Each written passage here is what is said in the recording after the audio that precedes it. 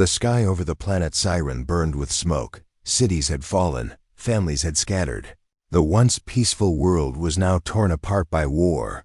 The Siren were an advanced alien race, wise and proud, but their wisdom failed them when greed, power, and fear tore their people into fighting factions in a cold bunker deep under the ground. An old alien technician sat hunched over a control panel. His name was Kale.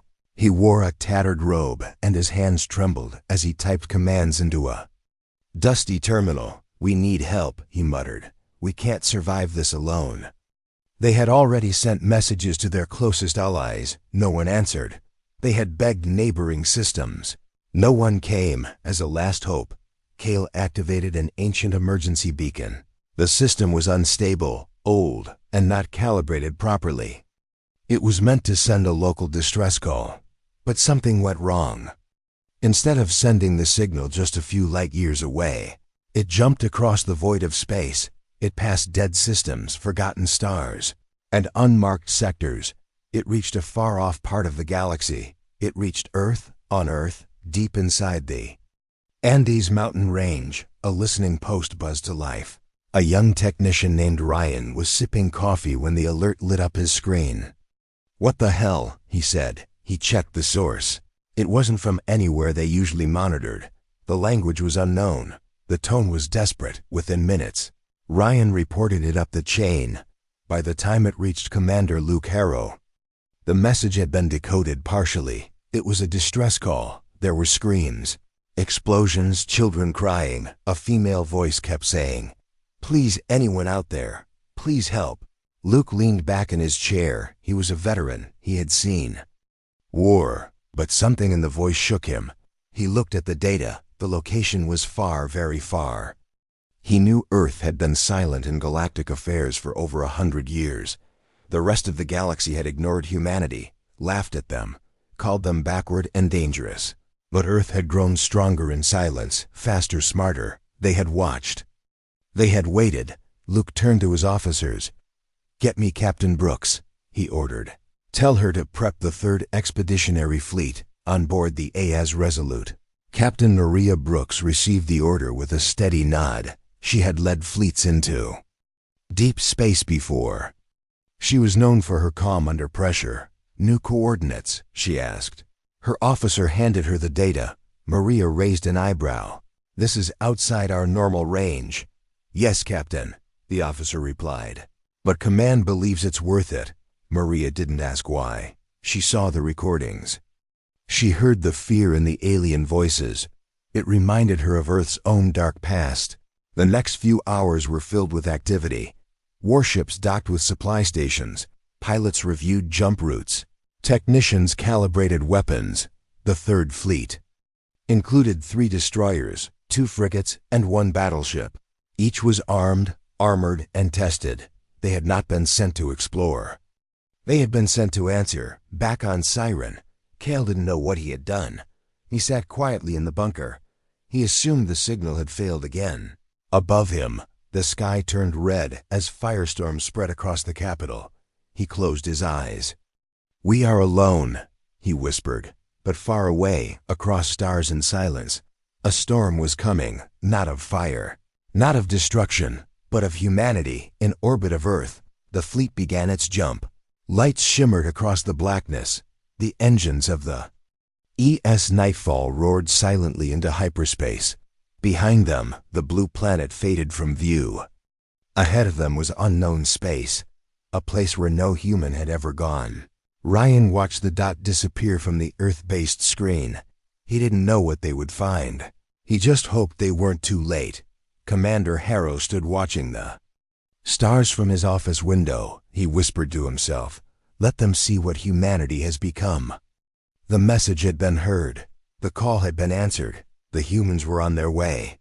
The stars stretched like thin lines as the fleet dropped out of hyperspace. One by one, the ships of the Earth Alliance appeared in the cold space near the Siren system. The ES Resolute, a heavy destroyer, took the lead.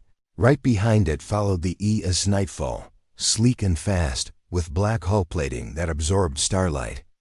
The smaller support ships fanned out, creating a protective formation. Captain Maria Brooks stood on the command deck of the Resolute. Her hands rested behind her back as she stared at the holographic map hovering in the center of the bridge. "Any contact yet?" she asked. "No signals from the planet," her comms officer replied. "But scans show orbital debris and limited power sources on the surface." Maria narrowed her eyes. She knew the signs. The planet below was still in chaos. "Deploy long range recon drones," she said, high above the world of Siren. Tiny black drones zipped away from the fleet. They circled the planet, scanning cities, mountains, and burned-out regions. They sent back images. Some buildings were still smoking. Others were reduced to rubble. Bodies were scattered in some streets. But here and there, signs of life appeared.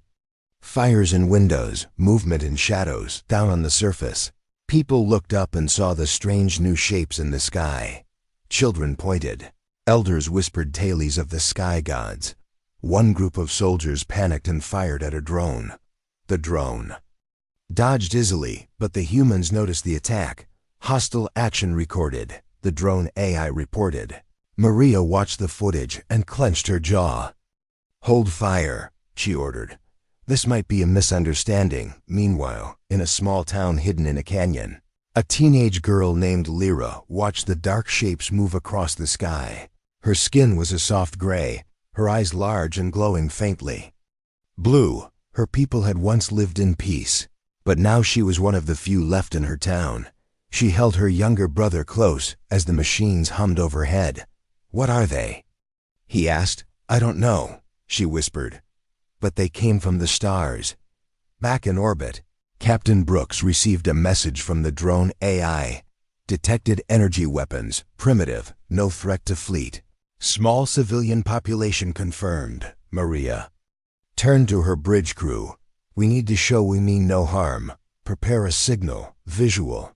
Let's show them who we are." A new drone dropped from orbit. It entered the upper atmosphere and deployed a floating holobeacon. A glowing human face appeared.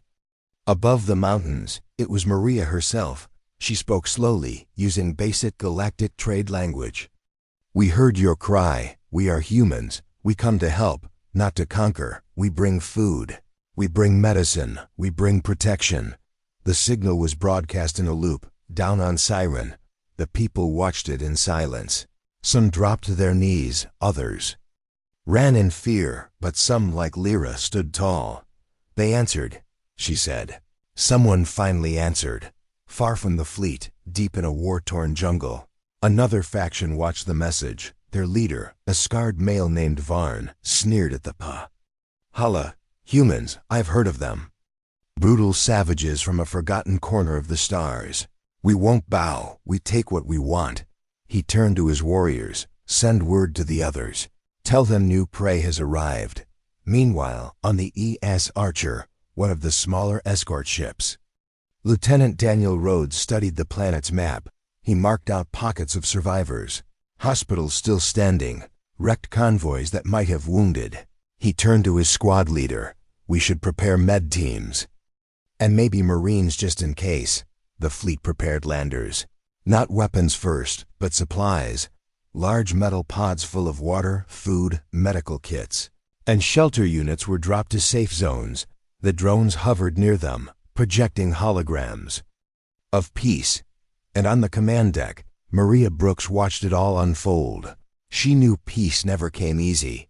She had seen good intentions turn into war before, but this time, she hoped it would be different. Because this time, the humans weren't asking permission. They were answering a call, and they were ready for anything. The people of Siren were used to fear. Fear of rival factions, fear of betrayal, fear of hunger. But the fear that spread now was different. It came from above. Giant shadows moved slowly across the sky. Silent, cold, massive ships that blocked out the sun for minutes at a time. Even the bravest warriors looked up and paused. Some thought it was the return of the ancient gods. Others believed it was the final end in the ruins of a university. Professor Elian watched the ships through a cracked telescope. He had studied stars all his life, but he had never seen anything like this. "They're organized," he said quietly. "They're not here by chance." A sudden explosion rocked a nearby ridge. One of the recon drones had been hit, a missile fired by a paranoid militia leader. The drone spiraled down, crashing into the side of a hill. On board the EAS Resolute, alarms blinked red. Captain Maria Brooks leaned over the holoscreen. "Is it an attack?" she asked. "Yes, ma'am. Small missile, launched from a mountain area. No casualties." Maria's jaw tightened. She looked around the bridge. "We warned them. Time to respond." The ship didn't fire missiles. It didn't drop bombs instead. It activated a display in the skies above the firing zone. A second drone appeared. This one carried a simple device. It released a blinding light, then a loud sound like thunder splitting the sky. The militia scattered. Weapons dropped. They had never seen such controlled power. "They could have destroyed us," one soldier said. "But they didn't." Back on the ground, Lyra watched everything from a ruined balcony. Her younger brother tugged her arm. "Are they angry?" he asked. "I don't think so," Lyra said. "They're warning us." Captain Brooks sent a second message. This time, it wasn't a calm broadcast. It was firm, a warning. "We are not here to fight, but we will defend ourselves. Stop attacking. Accept aid. We will speak." The message was short. It played in loops over every city, every ruin, every camp.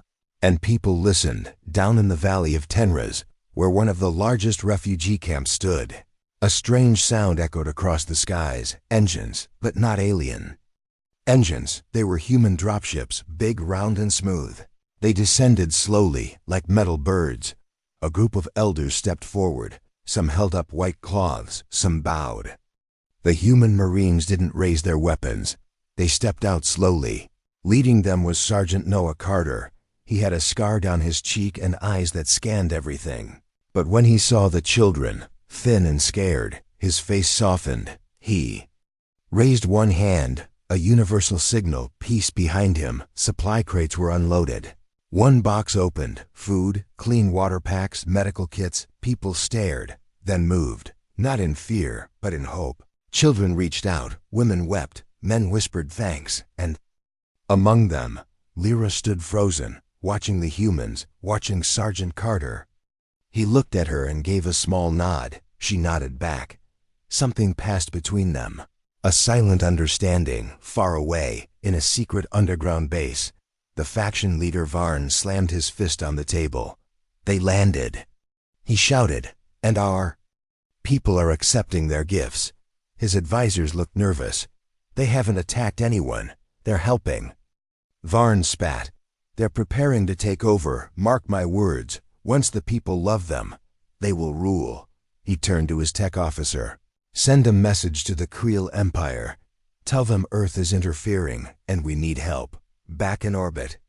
Captain Brooks stood by the window. The sun reflected off the hull of the ES Nightfall.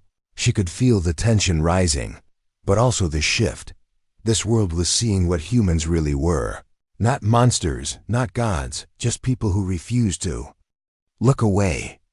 And above all, they had come to answer, even if they were never meant to hear the call. The first boots touched the soil of Siren as the sun rose. Human Marines stepped out of their armored dropships wearing dark suits with glowing visors. They didn't point weapons. They carried scanners and gear. They moved with caution, but they moved like they belonged. Sergeant Noah Carter led the first team down into the heart of the Tenraz Valley. The camp of survivors grew quiet as the humans walked through. No one spoke until a child ran forward and hugged Noah's leg. The boy was thin, dusty, and no older than 5. Noah froze, then slowly knelt down. "Hey, little guy," he said softly. The boy looked up with wide, glowing eyes. "You came from the sky." "Yeah, we came to help." That moment broke the tension. Dozens of children ran up. Mothers approached with tears in their eyes. The elders stepped forward and bowed slightly. The people of Siren were ready. Inside the main tent, a council formed. Human officers and Siren elders sat across from each other. Maria Brooks joined by hologram. Her image flickered above the center table. We are not conquerors, Maria said calmly. We don't want your land, we don't want your riches. We want to stop the bloodshed. Elder Tanric, one of the oldest among the Siren, leaned forward. Why would humans help us? What do you gain? Maria didn't smile. She just answered, we heard your call. We don't ignore voices that cry for help, even if they weren't meant for us. Silence followed. Then Elder Tanric said, you are welcome in Tenras, but many outside this valley. We'll see you as a threat, Maria nodded. We're ready, outside the tent. Lyra watched as Sergeant Carter gave out ration packs. She stepped forward. You didn't run when they shot down your machine, she said. Noah turned. No, we don't scare that easy. You saved my brother yesterday. He won't stop talking about the man from the sky. Well, he's a brave little guy. Lyra looked at him seriously. They won't all accept you. Some will fight, even if you help. Then we fight to protect, not to control, Noah said. Elsewhere, hidden in the desert mountains, Varn received a reply from the Creel Empire. It was short and clear. Delay the humans. We will arrive in 3 cycles, Varn grinned. Let them settle in, then we'll crush them between us. Back at the human command tent, tactical maps glowed with red and green markers. They had found several hostile groups still active. Most of them ignored the aid drops. Some tried to steal from the peaceful camps. Maria gave the order, deploy non-lethal containment teams. Protect the weak, don't escalate. Special squads moved out in armored transports. They used stun fields and energy nets. They didn't kill, but they made it clear. This zone was under human protection now. In a village called Moltron, a gang tried to raid a clinic recently set up by human medics. They didn't make it past the front door. 2 drones activated sirens. Marines arrived in under a minute. The gang was arrested, then given medical care too. It confused them. Why are you healing us? One of them asked. Because we don't punish pain with more pain, the medic replied. The stories spread quickly. The humans were strange, strong, disciplined, but also kind. One day, Lyra saw Noah fixing a solar light for an old woman. She walked up holding something in her hand. This is for you. It was a necklace, a small silver pendant with a sun symbol. It belonged to my father. He was a protector too. Noah took it slowly. I'll keep it safe, he said, high in orbit. The AA's Nightfall detected strange movement in deep space. Unmarked vessels approaching from outer edge, the AI reported. Maria Brooks stared at the data. Creel, she whispered. So they know we're here. The humans had landed. They had helped. They had healed, but now they would be tested. The stars above Siren twinkled calmly, but in the shadows of space, war was coming. 3 unmarked ships crept toward the system, their hulls black, their engines silent. They didn't answer any hails. They didn't send warnings. They came to watch. They came to plan on board the AA's Nightfall. Commander Ellis monitored the intruders. They're cloaked in Creel tech, he said. But they're not firing. Doesn't mean they won't, Captain Brooks replied. Keep tracking them. If they cross the line, we act. Down on Siren. Life was slowly returning to the broken towns. Human engineers had built power lines. Clean water flowed again. Mobile clinics treated alien children with strange fevers. But not everyone was happy. In the dark canyons near the southern hills, Varn met with 2 strangers from the Creel Empire. Their voices were hidden under metallic masks. You let the humans land, one said. I bought us time. Varn answered, they trust easily. Then use that trust, strike at their heart.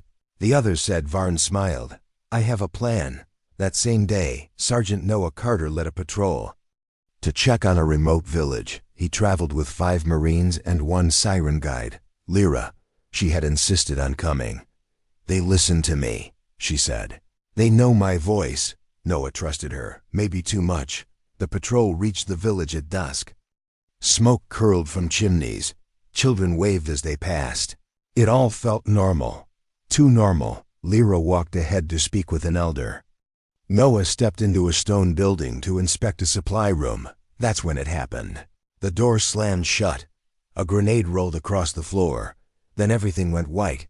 The blast rocked the building. Flames burst out of the windows. Marines outside rushed in but were met with gunfire from the villagers, from hidden attackers dressed as refugees.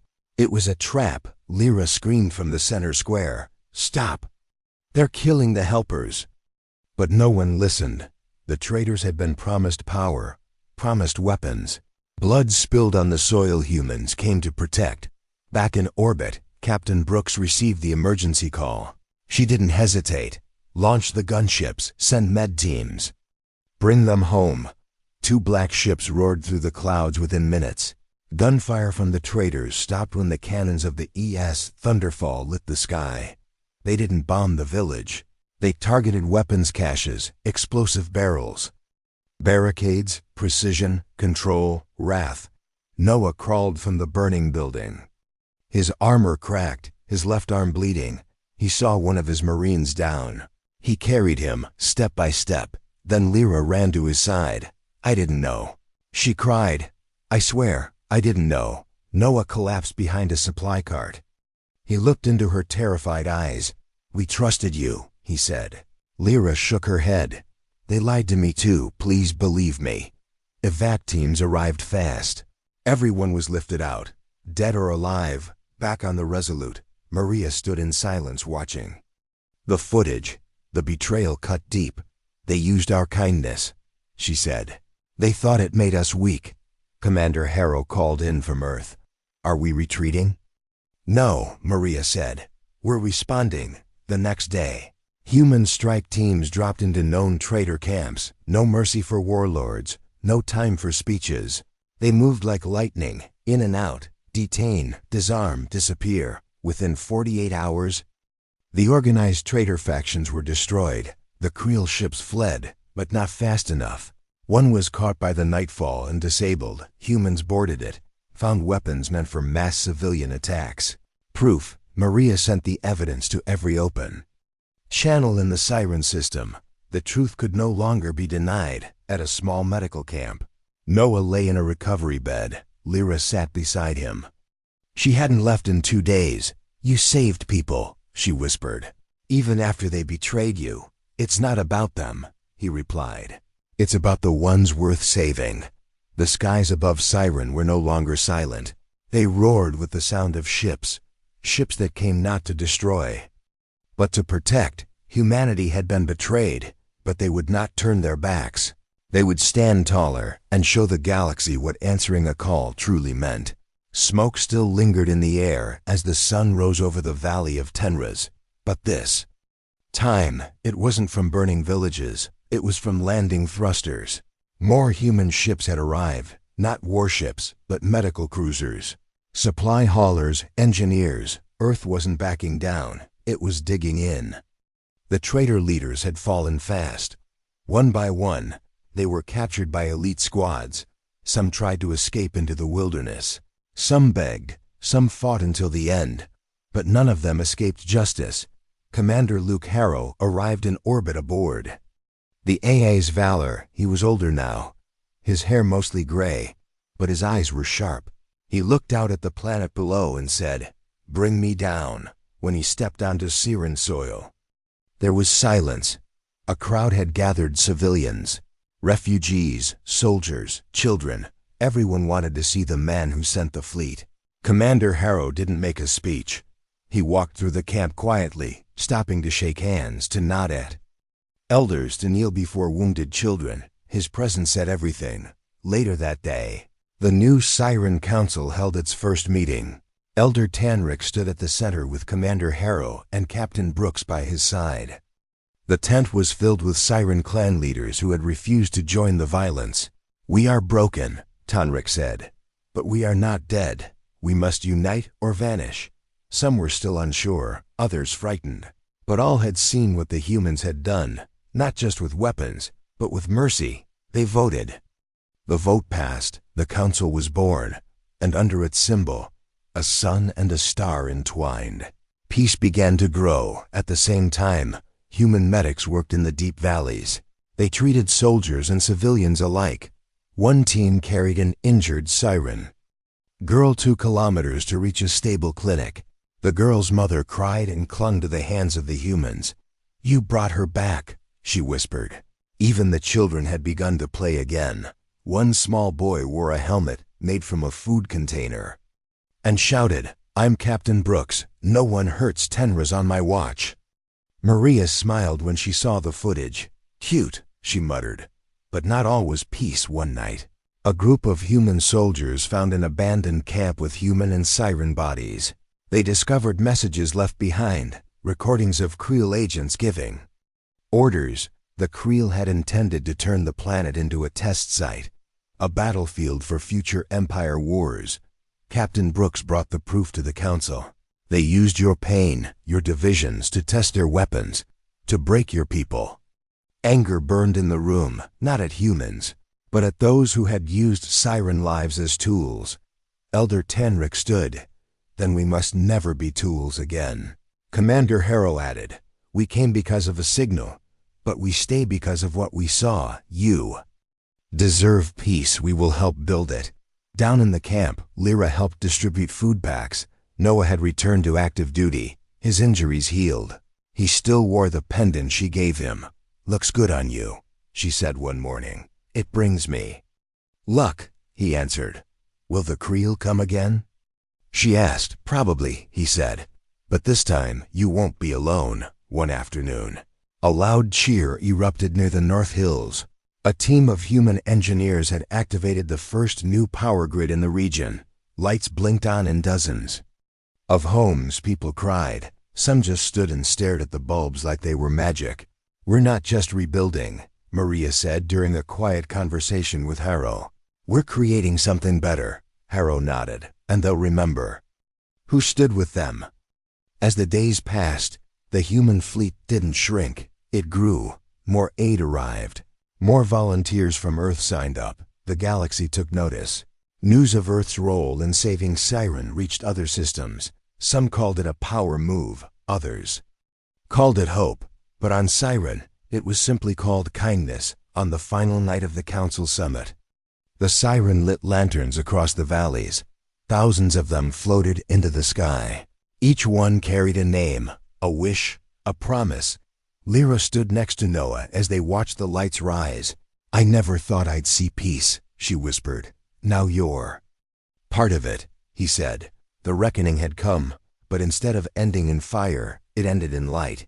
And from that light, a new future began to grow.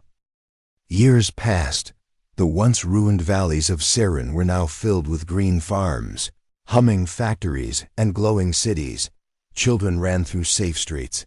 Lights never flickered. Schools reopened. And stories of the humans who came from the sky were told every night. Lyra stood at the edge of a hill, watching the sky with her little brother, who was now taller than her. "I still remember when the ships first came," she whispered. He smiled. "I remember you wouldn't stop talking about the soldier with the scar." She rolled her eyes. "That scar saved our lives." Noah Carter had returned to Earth months ago, but his name remained on Siren like a song. Commander Harrow, too, and Captain Brooks' decisions became the foundation of new Siren law. Now Siren was part of a growing alliance. One Earth led quietly. They didn't rule. They supported. But peace never lasts forever. Far beyond Siren, closer to the galactic core, another world was dying. Ryaka, an ocean-covered planet, flooded by constant war and famine. A final message was sent from the last functioning transmitter. The message was brief. "To anyone who hears this, we are drowning. We have no ships. We have no power. We have only voices, please." The Galactic Council received the signal first. The members debated, argued, delayed as usual. They formed a committee, appointed a task group, and did nothing. In a council meeting chamber, the Siren ambassador stood quietly. Then she spoke up. "I know what that voice feels like. I was that voice." And someone answered, "I call for Earth. Let the humans answer again." Some gasped, some scoffed. But the vote passed on Earth. Admiral Harrow, older but not slower, read the message. He tapped the side of his desk. "Call Brooks. It's time." Captain Maria Brooks was no longer on the Resolute. She now commanded the Earth Alliance Peace. Fleet, when the orders arrived, she smiled quietly. I hoped we wouldn't need to do this again. But here we are. The ships were different now, faster, stronger, more beautiful. The ES Dawnlight, the pride of Earth, led the fleet, sleek silver wings and golden engine trails. They launched not with fire, but with music. Earth was not just a warrior now, it was a legend, on Siren. Lyra watched the news as the fleet launched. She pressed her hand against the screen. They're going again. Her brother asked, do you think he'll go too? She smiled softly. If I know Noah Carter, he's already on board, and she was right. On the second deck of the Dawnlight, Noah sat strapping his gear. He looked at a photo tucked inside his pocket. Lyra, her brother, and that pendant she had once given him. He ran a finger across it, then stood up. The fleet arrived in the Ryaka system 3 days later. What they found broke every heart on board. The oceans were rising, cities half submerged, people stranded on rooftops, and no one else had come. Brooks gave one order: land, lift, heal. Dropships filled the skies, just like they had on Siren. Marines carried children out of floods, medics gave warmth, engineers built barriers to hold back the waves. And just like before, the people looked up and saw salvation in human eyes. The galaxy watched from afar, and something changed, not in ships, not in weapons, but in trust. First Siren, now Ryaka. What had started with one accidental call had turned into something greater, something unshakable. Back on Siren, the Council approved the creation of the Lyra Project, a fleet of aid ships, built by both humans and Siren to answer calls before they became screams. In a garden where a ruined city once stood, a little alien girl asked her mother, why do they come? Why do humans help? Her mother knelt and whispered, because they remember what it feels like to be alone, and they never want anyone else to feel that again. Above them, stars shined over a quiet world, and high in those stars, the human fleet moved again, always ready, always watching, answering calls that were never meant for them, but became theirs just the same. The message came in the middle of the night, not through a beacon, not from a burning planet, but through a child's voice. A small boy sat at a dusty station on a forgotten moon. He had no rank, no training, just desperation. Please, he whispered. I know no one listens to us, but maybe someone out there still cares. The signal was weak. The Council didn't even notice it, but Earth did, because Earth always listened, in a quiet operations room beneath the Andes. The voice echoed through speakers. The technician on duty froze. Sir, it's not official. It wasn't meant for us. They never are, Admiral Harrow said. He was still working, even in retirement. Record it, send it to Maria. Let's see if her heart still answers before her orders do. On board the ES Dawnlight, Captain Maria Brooks sat alone in her quarters. She held a small wooden box. Inside it were tokens from Siren, a drawing from Lyra's brother, a map drawn by children, a tiny sun-shaped pendant with human writing etched beside it. To those who listen. Then the message came in. She listened once, then again, and again. Each time, the boy's trembling voice pulled something deeper from her. She tapped her prep the fleet, no protocols, just people, within hours. The peace fleet realigned, not for battle, but for response. Smaller ships, medical wings, transports, not weapons. Noah Carter returned to duty without a word. He carried only one thing on him aside from his gear, the pendant, always. As the ships jumped through hyperspace, no one knew what they would find. The moon was remote, no known civilization, no importance. But someone lived there, and someone hoped. When they arrived, the moon was quiet, silent mountains, dusty plains, no cities, just signals from one old outpost. Noah was the first to land. He moved with his usual calm. But even he paused when he saw the boy. The child stood beside a broken satellite dish, eyes sunken, skin pale, but alive. You came, the boy said. You really came. Noah knelt and smiled. You called, of course we came. Inside the outpost, they found others, families who had been stranded for years, abandoned refugees. Their own people had forgotten them, buried them in silence, not Earth. Maria arrived 2 hours later. She didn't speak, she walked through the dusty rooms, saw the names carved into the walls, the food lines, the journals. Then she looked at the boy. "What's your name?" "Keen. Keen, you saved your people, with just your voice." He nodded. "Because I believed someone out there remembered." Back on Siren, the news spread quickly. The council gathered again. Elder Tanric stood with Lyra beside him. Another world saved, not with fleets, but with faith. Lyra looked at the stars. "And it started with a signal never meant for us." Later that week, Earth launched a new initiative. The Listening Chain, a series of small satellites scattered across the galaxy, each one tuned to weak, forgotten, hopeless signals.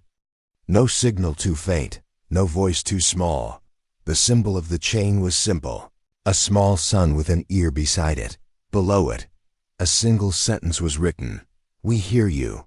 From Earth to Siren, from Riaka to the forgotten moon, that message traveled far, not as a warning, not as a threat, but as a promise. Where others turned away, humans turned toward. Where others sent ships of war, humans sent aid. And in every corner of space, children now knew one truth. If you cry loud enough, if you believe long enough, there is one race that might just answer, even if you didn't mean to call them, because when the galaxy forgets you, humanity remembers, and when they come not with pride, but with hands open and hearts ready. They came for Siren. They came for Riaka. They came for a forgotten boy on a broken moon. And they will come again, because that's what humans do. They listen, they answer, they stay.